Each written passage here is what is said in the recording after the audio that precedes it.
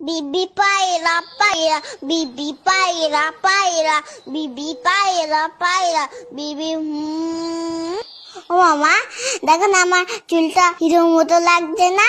হ্যাঁ তো, তবে বাবান চুলটা আরেকটু কাটিয়ে নিয়ে আসি চল, তাহলে পারফেক্ট হিরো লাগবে। ও মা শোনো, তুমি দোকানদারকে বলবে আমাকে যেন হিরোর মতো চুল কাটিয়ে দেয়, পুরো যেন শাহরুখ খানের মতো দেখতে লাগে। ও মা বলো না, বলবে তো? বলবে না তো? উফ, চুপ কেন করে রয়েছো, কথা কেন বলছো না? হ্যাঁ হ্যাঁ রে বাবা, দোকানদারকে বলবো তোকে শাহরুখ খানের মতনই চুল কাটিয়ে দেবে। ওকে। কি বৌদি, কেমন আছেন? খবর সব ভালো তো? হ্যাঁ দাদা ভালো। আরে বাবান, কেমন আছো? হ্যাঁ ভালো আছি, তবে আমার কিন্তু হিরোর মতো চুল কেটে দিতে হবে। তুমি পারবে তো? আগে বলো, নয়তো তোমার কাছে কাটবো না। সব রকম কাটতে পারি আমি, তুমি এখানে এসে বসো।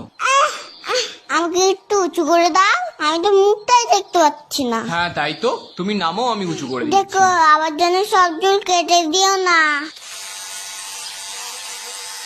আহ বাবা নড়ো না, কান টান কেটে যাবে কিন্তু। ও দাদা, একেবারে মুড়ো করে কেটে দেবেন। হ্যাঁ হ্যাঁ, বুঝেছি বুঝেছি। আমার চুলগুলো কোথায় গেল? ও বাবান, তুমি কাঁদছো কেন? তোমাকে তো রজনীকান্তের মতো লাগছে দেখতে। ওটা রশ্মি যায়নি না, আমার চুল আবার লাগিয়ে দাও, না হলে এখান থেকে আমি যাবো না। বাবান ওরকম করে না, নেমে এসো বলছি। আমার দেখো আমাকে টাক করে দিচ্ছে, তুমি আঙ্কেলকে বকো, ভুগবে না।